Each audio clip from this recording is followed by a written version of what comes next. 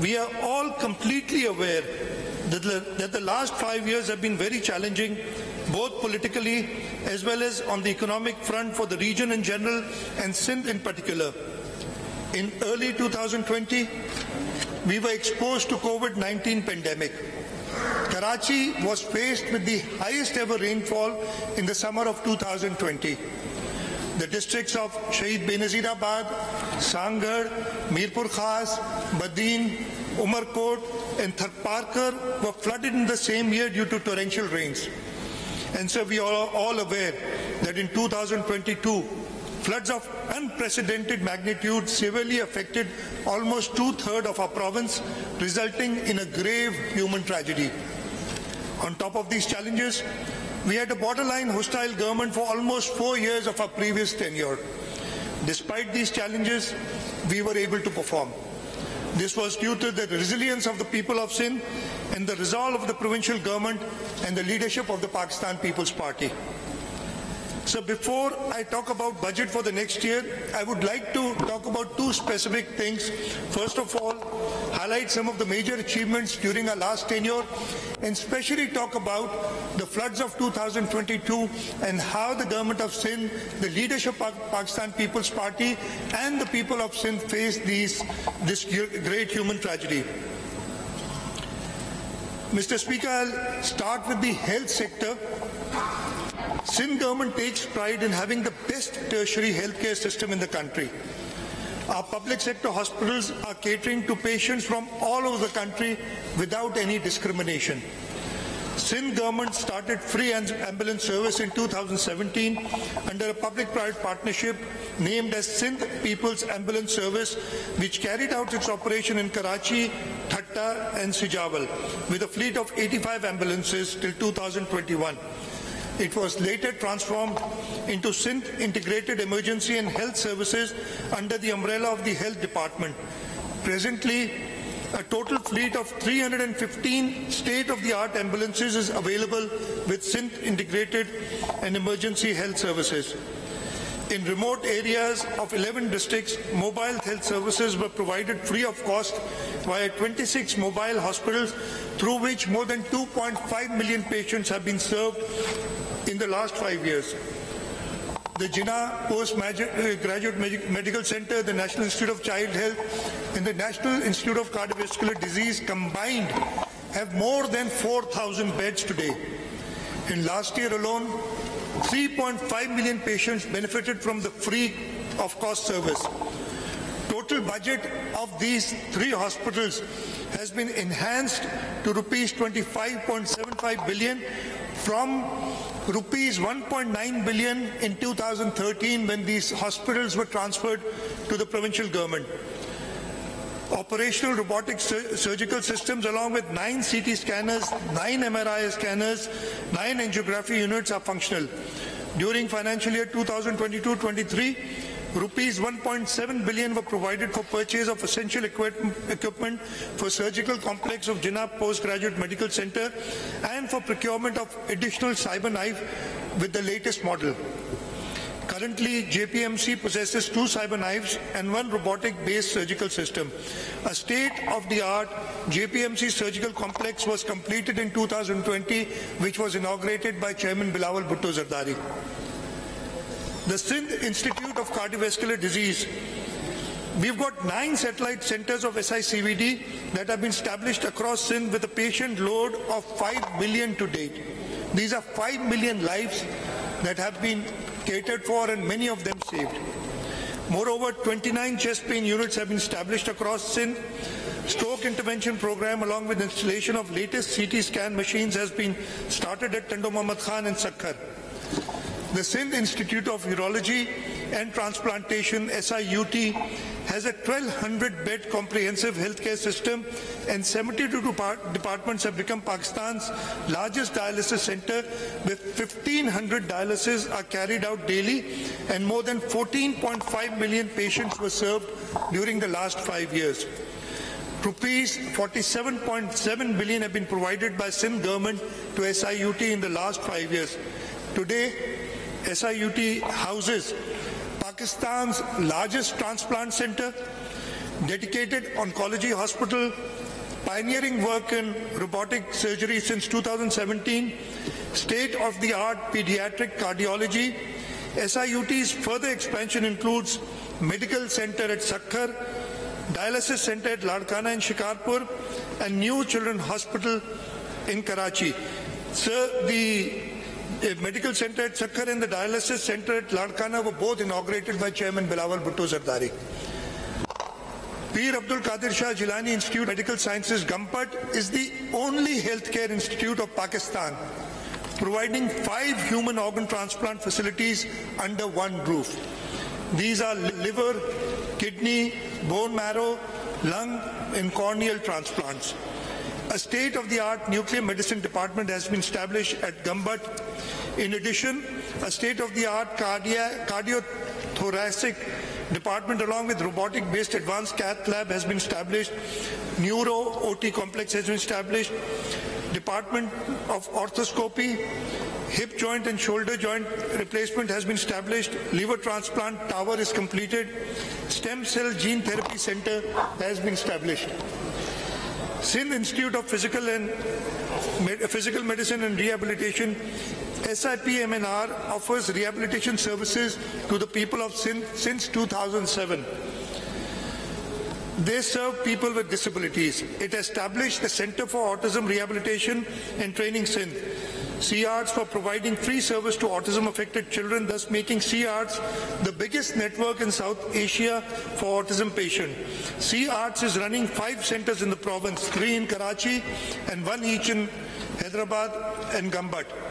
Furthermore, CARTS centers will be made functional at Shahid Benazirabad, Sakhar and Ladkana in the next financial year. Sindh government, in a joint venture with Parents Voice Association Ujala, has taken initiative of building the first free residential complex on a 4,000 square yards plot in DHA, Karachi, for persons with disabilities.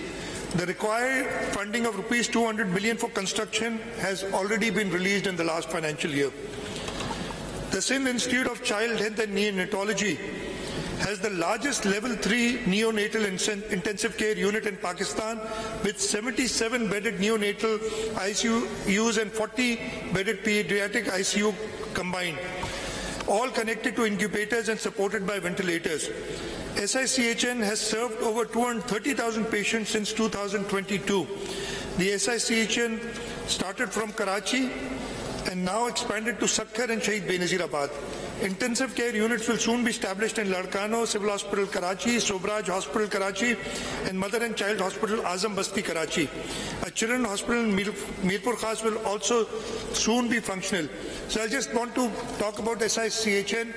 Its Korangi Center has more facilities for emergency than all the private hospitals. I'm talking about the Aga Khans and the South cities combined in one place, and it's all free of cost. Moreover, SICHN has Pakistan's first Sharia compliant human milk bank has also been launched, setting new standards in neonatal care.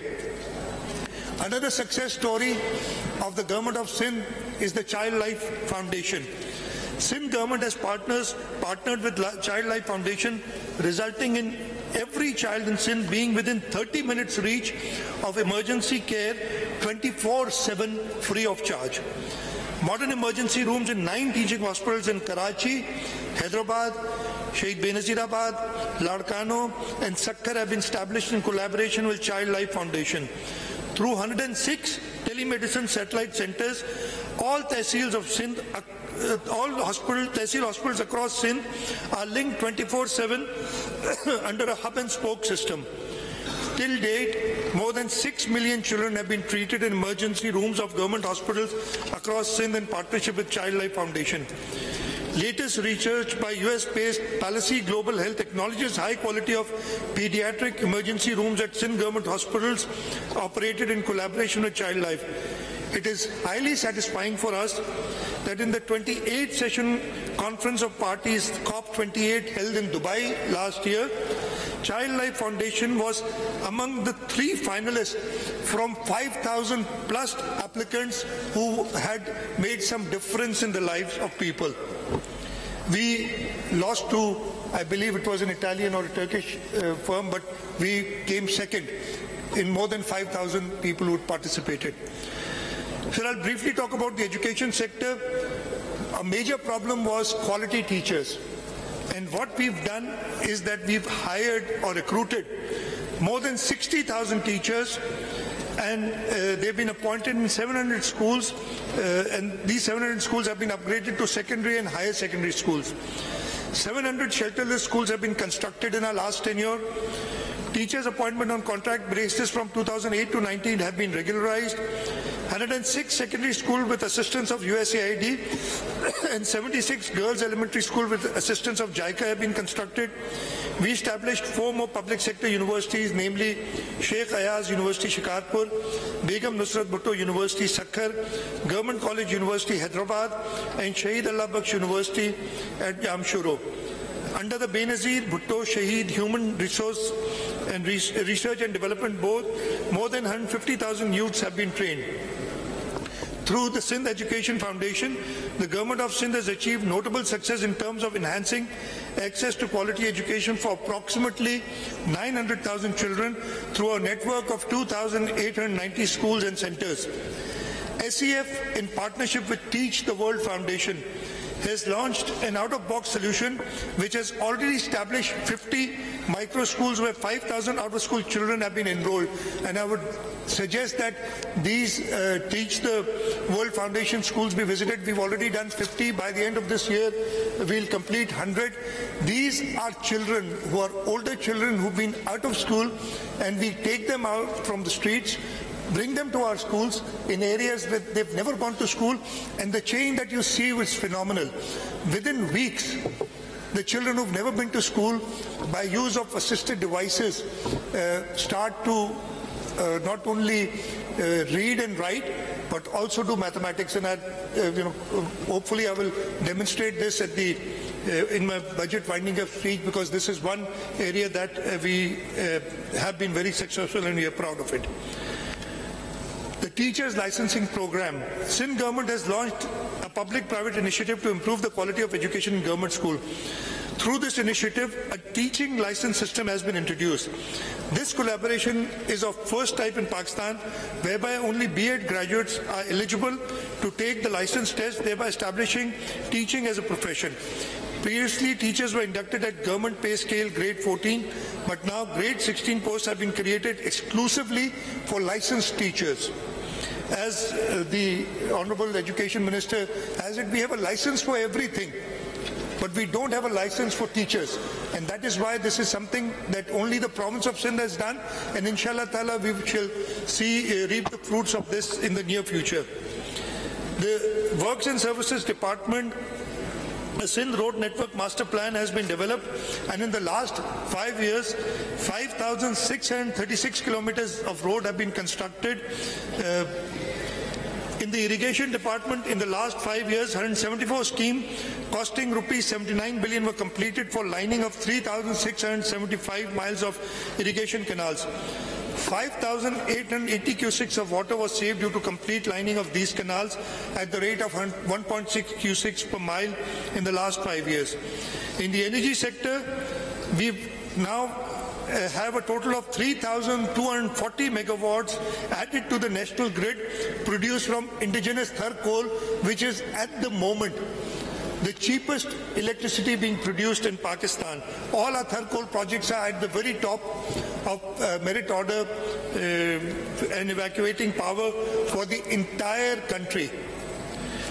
We've constructed 12 wind power projects, 3 solar power projects, and solar hybrid green hydrogen project and wind solar hybrid project has been added to the national grid. In addition, one area that I would like to mention is our People's Bus Service.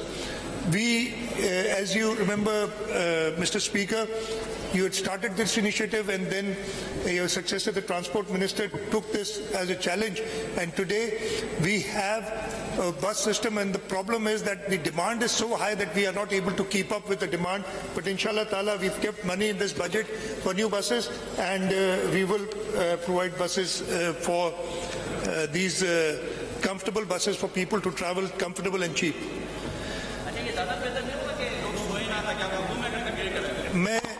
Urdu में तकरीर मौजूद है, ये कई बार हो चुका है, मेरे ख्याल है मुझे बीच में ना मैं सारा उर्दू में दोबारा आपको बता दूंगा। इसे इंटरप्ट नहीं करते स्पीच में, नहीं स्पीच में इंटरप्ट ना करें प्लीज, बैठ जाएं। Sindh boasts the best PPP framework in Pakistan, which has been recognized internationally.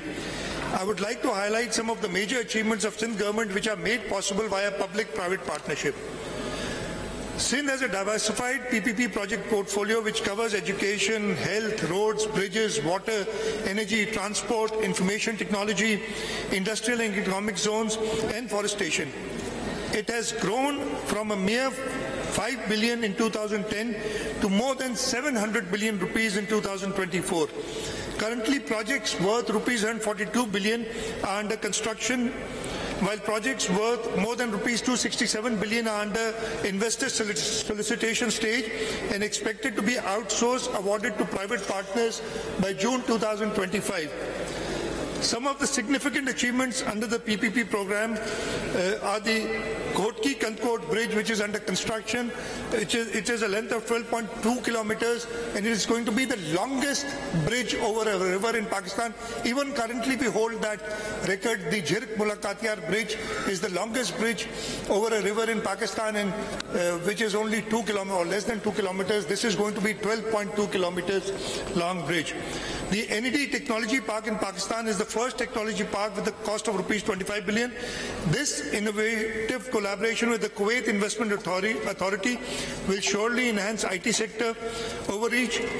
Malir Expressway project's first segment of 15 kilometers stretching from Qayyumabad to Qaidabad is going to be completed in 2024 at a cost of rupees 27.58 billion. Nabisa to Bajiyar project has been designed to provide water supply to independent power producers located in Thar block at a cost of rupees 69.5 billion. M9 M5 link road project is 22 kilometers road project. Its toll collection has commenced for the initial 7.2 kilometers. The last part, just the termination, there's a flyover to be constructed on the M9, and inshallah that work has also been given as a deposit work, and it will start and be completed soon. Dabeji Special Economic Zone project comprising 1,530 acres industrial zone at Dabeji Thatta under the China-Pakistan Economic Corridor.